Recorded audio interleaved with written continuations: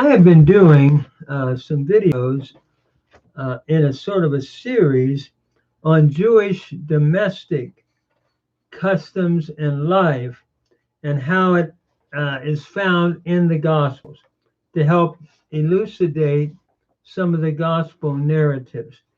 Last time, on the last video, we looked at the houses and what they were like, the village house and the larger type of home. On this video, I would like to look at the Jewish family life and pretty much what it was like. Let me say this for anyone that would be interested in footnotes. I have a written document on Google Books under this same title, Jewish Domestic Customs in Interpreting the Gospels. And that is where we give a number of footnotes. I will not be giving a lot of footnotes on this YouTube. So if anyone's interested in that, they could go to Google Books under my name and find it. So we begin looking then at the domestic life, which was centered in the family. So as we begin to look at it, first of all, marriage is that event which begins a family, and death, the inevitable event that breaks up the family. So it may be well in this video to consider some of these facets of family life, along with the consideration of everyday life in the Jewish family. So I'd like to begin with the marriage in the family. We start with what is called the betrothal period. Marriage is the means of beginning the family, and the betrothal is the first real step towards the actual confirmation of marriage between two people. The two are separate, the betrothal and the actual marriage. However, the betrothal was a covenant or agreement of marriage which was considered final in terms of the promise of marriage made sometime before the celebration of the actual wedding. In a sense, the betrothal then has the same force as marriage, even though the actual ceremony of matrimony was not yet taken place until that happened. Thus, the couple, even in the betrothed state, were considered man and wife. And we see this in the Gospels. For example, this knowledge helps us to explain and clarify the references in Matthew 1:19-20 concerning Joseph and Mary. In verse 19, Joseph is called Mary's husband. And in verse 20, Mary is called Joseph's wife. Before they had lived together as man and wife.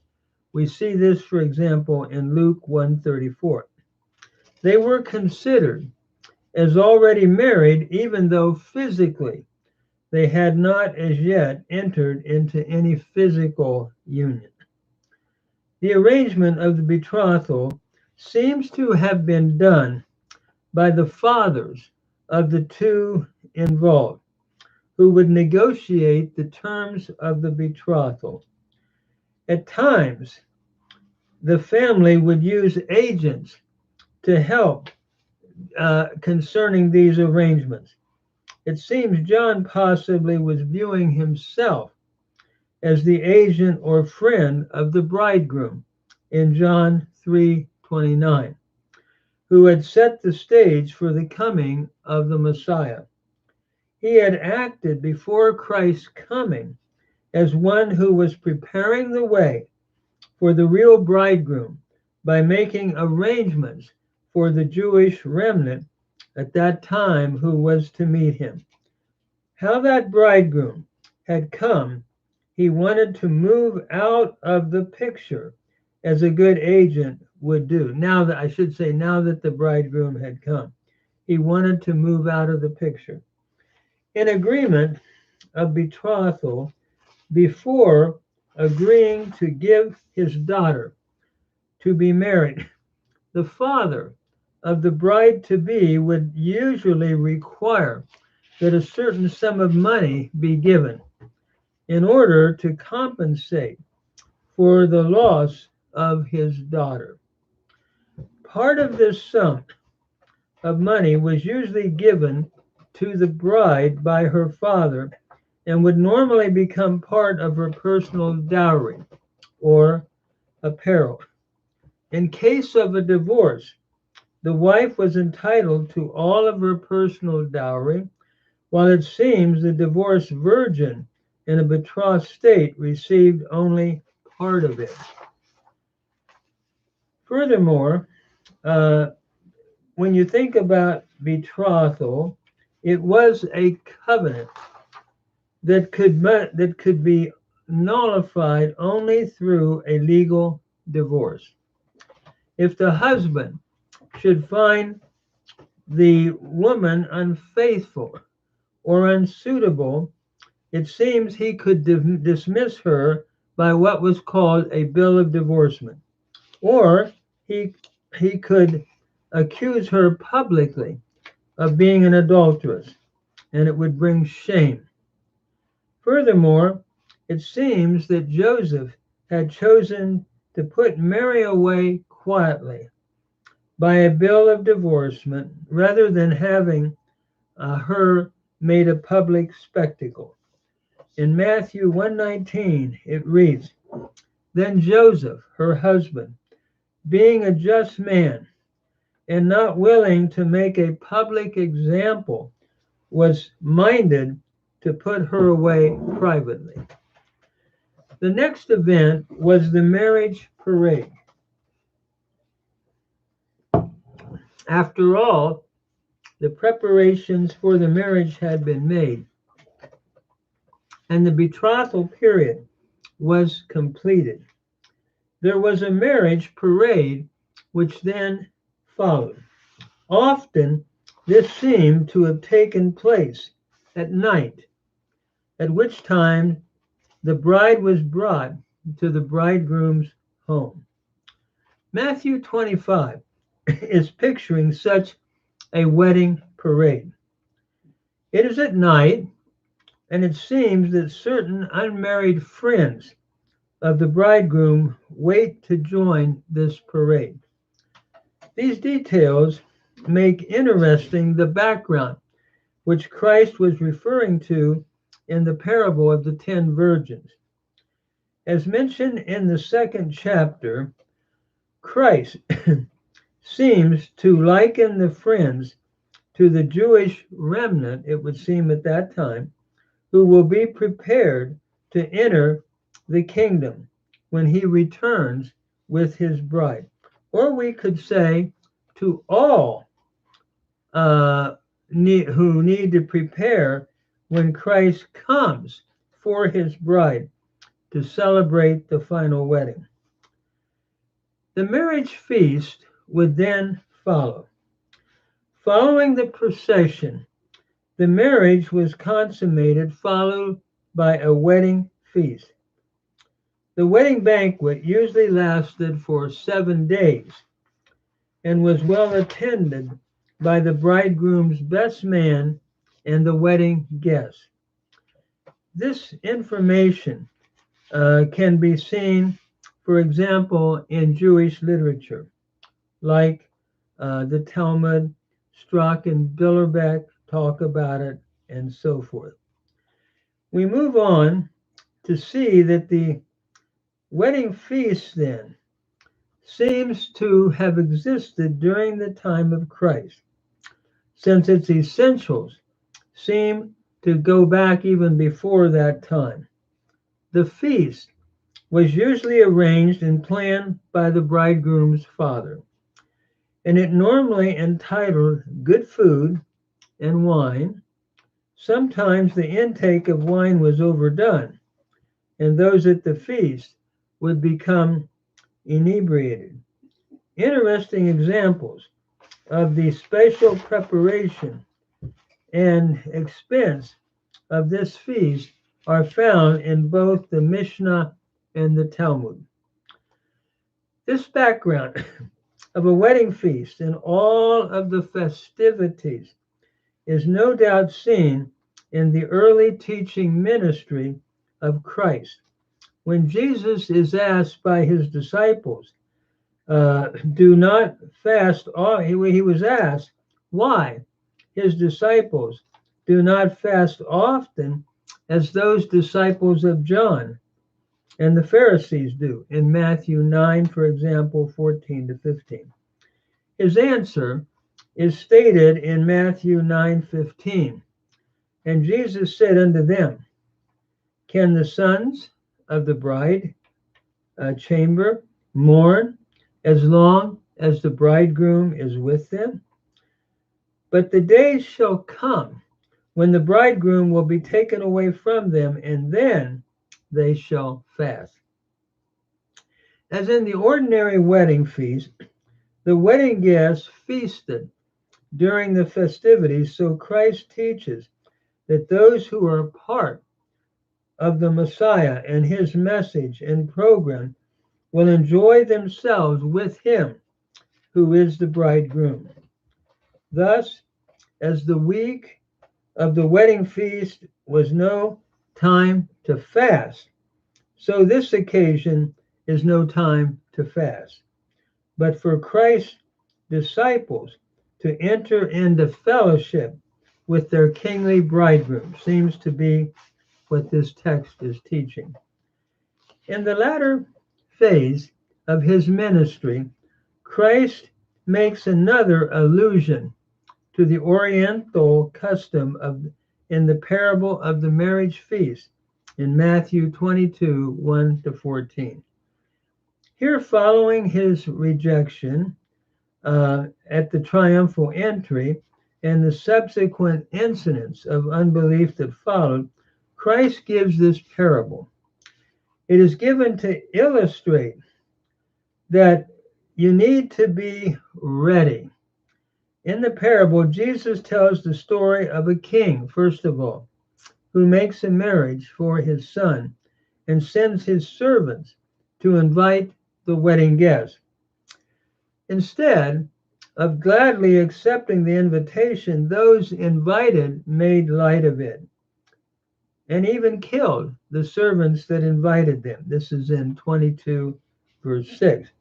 For this reason, the king sends his armies and destroys them in their city in 22:7. When the wedding is finally ready, the servants are sent out again into the highways to invite both good and bad to come. As the wedding was filled with guests, the king notices one without a proper wedding attire and has him expelled from the feast into the outer darkness of the night. This is in 22 Matthew verse 13. So again, by using this Oriental custom, we begin to see the background where Jesus is, while being rejected, is then inviting anyone that's willing to believe to come to him. And he's going in the highways, inviting both good and bad. And so I think as this would be applied today, the kingdom invites anyone who's willing to be a part of it. In case someone, though, would object and say that God was now accepting the unrighteous into his kingdom, it is clearly demonstrated that everyone who enters into his future kingdom must be properly attired.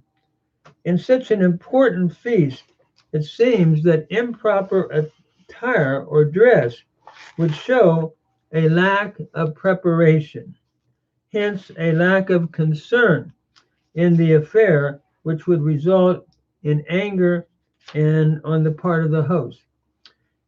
So it is interesting as we look at this, Jesus is directing his attention at the end of the parable to those who would fail to make proper spiritual preparation to enter the kingdom. Likening it to a wedding banquet, those who are properly attired are brought into the well-lighted banquet hall where the wedding feast was held. But those who did not were turned outside into the darkness, which becomes illustrative of the final judgment, it seems, in the Gospels. Therefore, those who enter have to be properly spiritually attired to enter into Christ's future kingdom by their relationship and faith in him. Otherwise, there is the judgment of eternal judgment that would follow Jesus is teaching. Then we come, following this wedding celebration, to the life and work of various members of the family, of the Jewish family. In studying family life in the Gospels, it is necessary to give attention to the life and work of various members of the Jewish family. The mother, the father, the children are all involved in the Gospels and all involved in the family unit alluded to there. First of all, the mother. The mother played an extensively and extremely important role in the overall functioning of the household. She was to follow her husband and yet be a teacher of her children. And there is this attitude that the father was the head of the home, headship. And what we find here then is this is illustrated when Joseph is told to take Jesus and Mary into Egypt. Joseph obeys the angel of the Lord, and Mary then goes with him. Her work. The woman's work was very busy and involved, it seems, a number of tasks: grinding grain, baking bread, and the obtaining and carrying of water for the family are a few of the many things which the Oriental housewife did. Of these, the grinding of grain and the drawing and carrying of the family's water are specifically referred to in the Gospels. In contrast to what might be expected, the grinding of grain was in a peculiar way the work of women, it seems. In grinding the grain, it was customary for two women to work together, grinding the day's grain by hand between two large rotating stones. And so, as we look at this background, this knowledge of the hand mill and the women grinding grain helps in understanding Matthew 24:41. In the context of this verse, Jesus is speaking concerning his second advent and the judgment that would befall those living at that time. Because of the contextual background, it seems that Christ is picturing two women carrying on their daily activity of grinding grain, when all of a sudden one of the women is taken into judgment, the other is left. In addition to the grinding of grain within her daily schedule and activity, the woman or mother of the house, as mentioned previously, also usually goes to the well to get the family's water. It would be completely unnatural, it seems, and rare for a man to carry a pitcher of water and perform this work in the first century. This knowledge certainly helps to explain Christ's words in Mark 14:13, which were given to the disciples as they were sent to seek a room in which the Passover could be celebrated. The verse reads, "Go into the city, and there you shall meet a man bearing a water pitcher. Follow him." How would the disciples find such a person? This would be a natural question, but it seems with the understanding of the Jewish custom, which shows that normally women alone did such a work, the passage then seems to be more clarified. Let me move on to the father and what his position was. The father was considered the head of the house and was to be the spiritual leader and provider in the home. And as we think of his work, it was the father's responsibility to provide for his family. This was done through various occupations. Carpentry and fishing were two of the most known occupations and are referred to in the Gospels. So it was customary also for the father to train his son in a trade. And one of the most important was that of a carpenter. This was the work of Joseph and Jesus, and no doubt this is what the people of Nazareth had in mind when they said of Jesus, "Is not this the carpenter's son?" in Mark chapter 6, verse 3. How could such a simple tradesman have such abounding wisdom and produce such wonderful works? Another trade and means of providing for the family that is referred to in the Gospels was that of fishing. Angling, for example, in Matthew 17:27, the cast net in Mark 1:16 and 17, and the drag net, Matthew 13:47-48, were all methods employed in catching the fish in the time of Christ. Peter, interestingly, employs the method of angling as recorded in Matthew chapter 17:27, and not only catches a fish, but miraculously finds a coin by which to pay tribute to the temple. The cast net method of fishing also seems to have been popular in Palestine during Christ's time, and no doubt many use this method in their fishing activity. This type of net was cast into the water where it would encircle the fish and would then be pulled out by the fishermen. While Peter and Andrew were engaged in such employment and were using this method of fishing, Jesus called them to follow him. And the text says that right away, straightway, they left their nets and followed him in Matthew chapter 4, verse 20.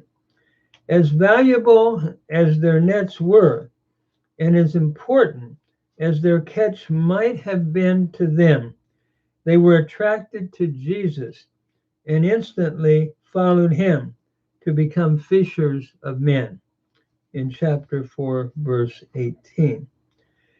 A final method of fishing was that of the dragnet, of which Jesus spoke in the seventh parable in Matthew 13:47 to 48. In this manner of fishing, a large net was used, and one of several methods were employed usually. Either the net was placed between two boats, which came together enclosing the fish within the net, or a boat in the sea was used to encircle the fish and bring the net to shore, where then they could land the fish. At times, two boats would completely come into the shore, bringing the fish with them.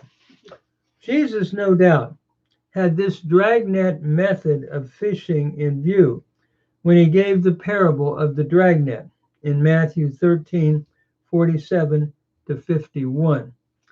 It is given to set forth the final judgment that will take place someday at the Lord's second advent. At that time, there would be a separation of the good from the bad, the good fish from the bad fish. Jesus is depicting a final judgment scene of separation. Of special interest to the interpreter of the Gospels is the manner in which the Oriental husband was employed. Working men, it seems, were often hired on a day-by-day basis. It further seems, at least on occasions, that the worker might have paid for the quality of his work rather than the amount of hours spent at work. Might have been paid, I should say. And as we think about that, this knowledge seems to help illuminate the background surrounding the parable in Matthew chapter 20. In it, Jesus pictures a vineyard owner hiring day laborers to help him in the vineyard. Those hired at the close of the day receive the same as those hired earlier. This shows the complete sovereignty, it seems, of the Father in rewarding faithful stewards. All of this is done according to God's will and purpose, which is not based on the duration of time employed, but rather on the quality of one's stewardship while he is employed. Jewish children, like all children, are a vital part of the family.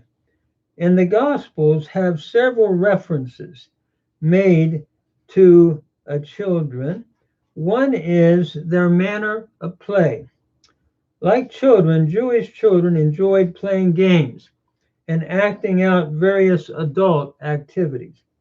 Just as the child today will take on the role of some adult in play, so these children in Christ's time would sometimes act out a wedding or a funeral in the marketplace with their playmates. Often they would not be able to agree on what to play, and some would switch from playing wedding to playing funeral in an effort to get the whole group involved. That is, all of their playmates then would be involved. However, it says that often they could not find satisfactory agreement from the others, from their other playmates. This is in Matthew 11:16 to 17. Jesus applies this, having noticed such play and disagreement. He applies it as to what he had seen with reference to the indecision of those who rejected John's ministry and then later rejected his ministry, which was very different. That is, there couldn't be an agreement on whether to accept John or Christ. There was a disagreement. And this is another theme that Jesus drives home. The final family situation would be death in the family. The final area that needs to be looked at in the Jewish family in the first century is the subject of death, which inevitably enters every family unit.